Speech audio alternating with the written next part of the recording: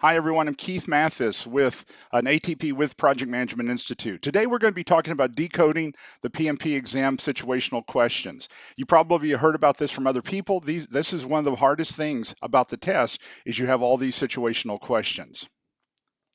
So what makes the PMP exam so hard? Well, it's different from other tests because you're not choosing a right answer. You're looking for the best answer. You're looking for a question, but the best answer. And so you might have two or three right answers as they talk about or ask you, what should you do? And so you're looking at the question and you're comparing it to the answers. Scenario questions require the participant to answer the question within the box of that scenario.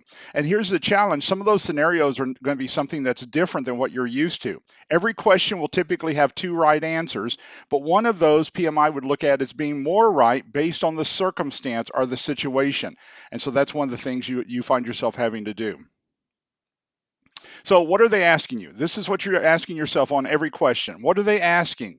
And that's what you're trying to dissect. There's going to be a lot of ancillary stuff in that question that you don't need. Spit the bones out and come back to what are they really asking me? What are they wanting to know from me?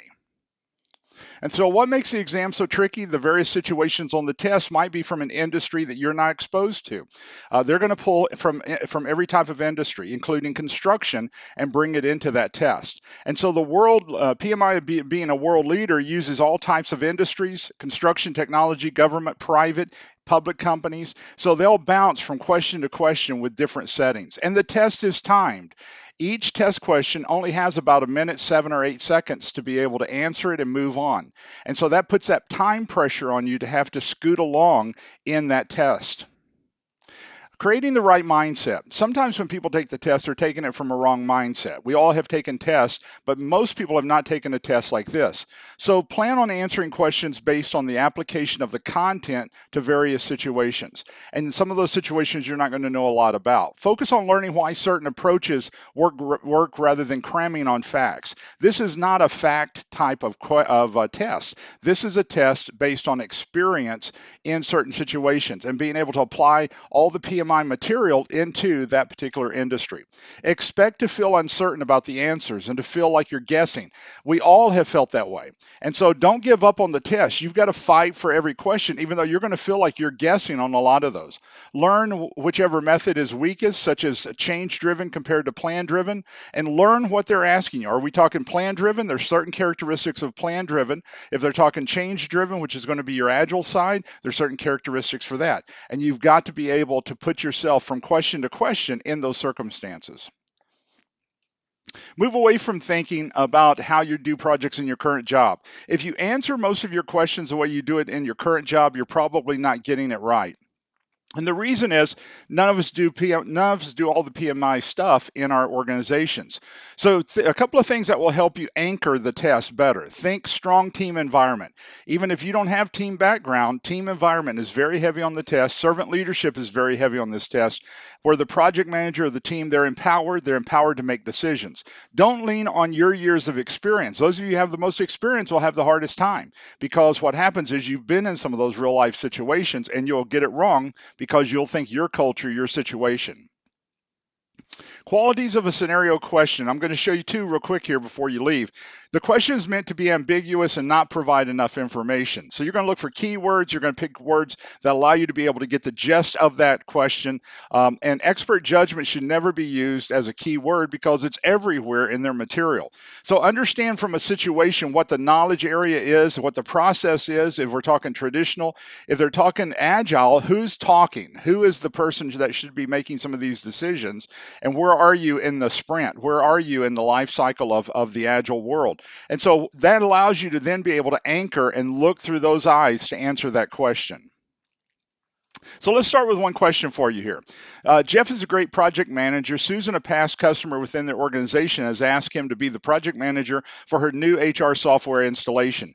She informed Jeff that he needed to create a business case as soon as possible so she could secure funding approval. What should Jeff do?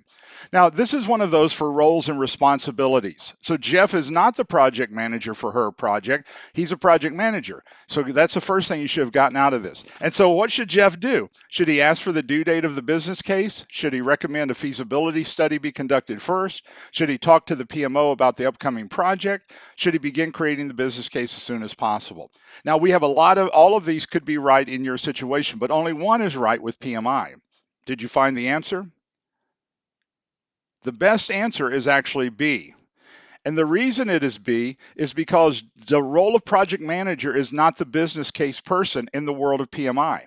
And this is some of that information in your world. The project manager might do every business case. And if somebody asks you to do something, you might find yourself, just because of the environment of your company, all of us do some of these things. However, in the role of PMI, the project manager is not set until the charter. And so this is a pre-project document here. The business case and feasibility study happen before it's even a project, because in PMI's world, a project is not a project until you charter that project. So she's asking him to do something that's not even a project here. And so what should he do? The correct answer, or the best answer, is recommend that feasibility study be conducted. I've got just another moment. Let me show you one more. So different options, and so they don't align with the question specifics. So Zoe is the owner of a Northeastern trucking company which specializes in distributing mineral water throughout the northeastern U.S. She has just landed a huge contract on the West Coast and is desiring to transfer some of her risk with this new contract. So what's she trying to do? Transfer some of her risk. Which of the following options will meet her needs?